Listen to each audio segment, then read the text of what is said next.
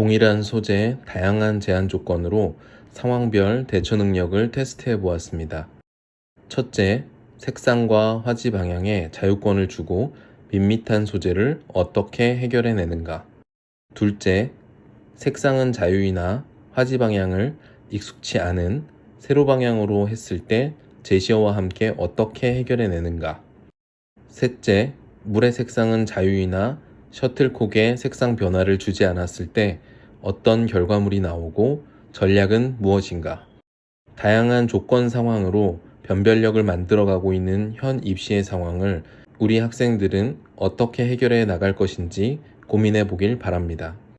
아주 디테일한 부분에 상대평가가 들어갈 수밖에 없는 거기 때문에 그런 면에서 봤을 때는 조금이라도 더 나은 작품들로 방향을 좀 설정을 해주는 게 좋겠지. 되게 극명한 예로 요거하고 요 작품은 동일한 한 학생의 작품이에요. 오늘 같은 경우는 색상에 대한 제한이 딱 걸려 있었었지. 가까이서 봤을 때에는 명도 대비도 좋고 완결력도 좋아요. 디테일이 굉장히 살아있는 브러싱이란 말이야. 근데 이런 학생이 얘 옆에 있다라고 하면은 똑같은 표현력, 똑같은 기술력을 갖고 있는 학생이 이런 식의 색상 변형을 줬고 이런 그린 컬러와 이런 레드 계열의 컬러들을 대비적으로 이렇게 사용했을 때에는 글쎄 모르겠어.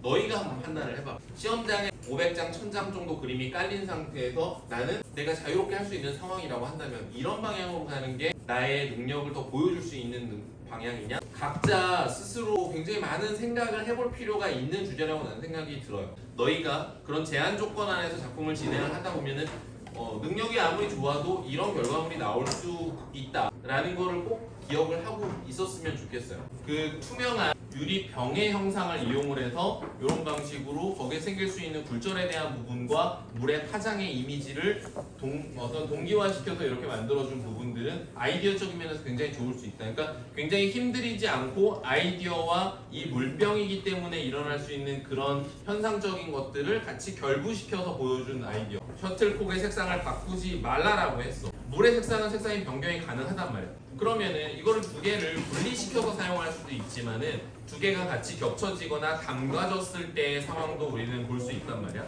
파란색 물에 하얀색을 담궜을 때 그 안쪽에 있는 것들은 푸른빛을 띌 수가 있다. 그거는 마치 셀로판지라던가 아크릴판이라던가 선글라스 같은 그런 현상, 겹치면 생길 수 있는 이런 현상들이 논리적이라고 볼 수 있는 거기 때문에 이런 방식으로 접근할 수 있다. 그래서 이 친구 같은 경우도 막 신선발랄하진 않지. 어제는 이런 식으로 그냥 리밋이 해제가 된 상태다 보니까 컬러를 굉장히 화려하게 난색 계열부터 한색 계열까지 이렇게 막 전체적으로 사용을 했지만 오늘 같은 경우는 색상에 대한 질서를 좀 주고 무채색과 하나의 컬러만으로 약간 청색 계열의 느낌의 그 작품을 뽑아냈어요. 오늘 주제 주기 전에 셔틀콕을 흰색으로 줄까? 아니면은 절대 모든 거에 색상을 주지 말까? 다 무채색으로만 할까? 막 이런 생각을 했었거든. 청색 계열로 처리하시오 라고도 생각을 하긴 했었어. 그게 이제 건대 산디에서 잔디밭하고 하늘이 있는 배경 사진을 주고서 청색 계열로 처리하라고 했던 그런 제한 조건의 시험 주제도 있었단 말이야. 이제 건대기 때문에가 아니라 그런 식의 조건도 줄 수가 있다. 뭔가 따뜻한 공간을 표현하시오라고 하면 한 색을 쓸 수 없잖아. 그건 결국은 난색조의 공간을 표현하시오라고 할 수 있단 말이야. 그러니까 이거 같은 경우는 청색의 컬러 하나만으로도 밝은 계열 쪽에 그리고 중간 어두운 계열 쪽의 색상들을 사용할 수 있고 이 물 윗라인에 생길 수 있는 이 밝은 부분과 그 뒤에 배경에 좀 어두운 프로시안 블루 컬러를 이렇게 처리를 해서 대비가 극명하게 일어나는 구간은 이 구간이고 그리고 물 밖에 있는 셔틀콕은 이 구간이고 물 안쪽에 있는 셔틀콕은 이렇다. 그러니까 이거는 물의 움직임을 좀 형상화해 줄 수 있겠죠. 이것도 평면이긴 하지만 움직임의 이미지가 분명히 날 수 있다. 그리고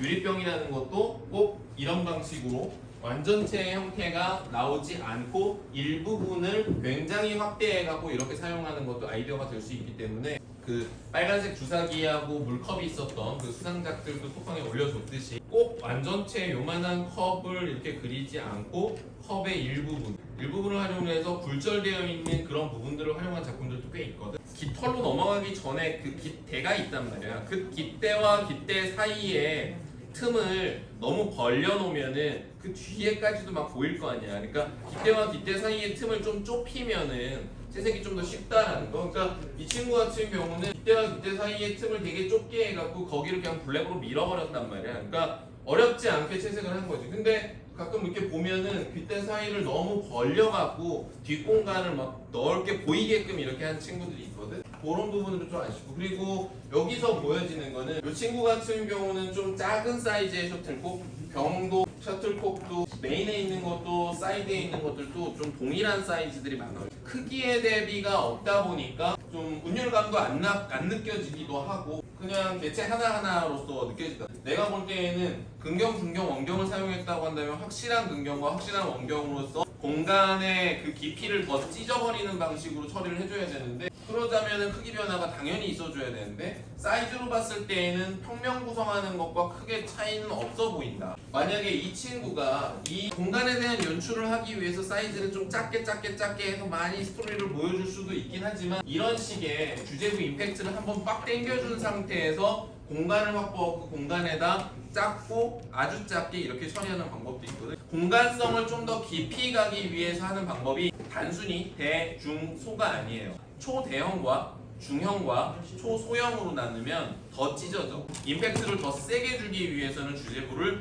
초대형으로 가는 방법도 있다. 셔틀콕의 대가리부터 꼬리까지 전체를 다 쓴 게 아니라 앞대가리의 한 3분의 2 정도만 사용을 하고 3분의 1은 없애버렸단 말이야. 안 보이지, 유리 때문에. 그런 것들도 센스 있는 방법이 될 수 있다는 거예요. 그러니까 이만하게 했을 때와 이만하게 했을 때는 분명히 그 덩어리의 느낌의 차이는 분명히 다를 수 있다. 표현도 좀 더 손쉬워질 수 있겠지.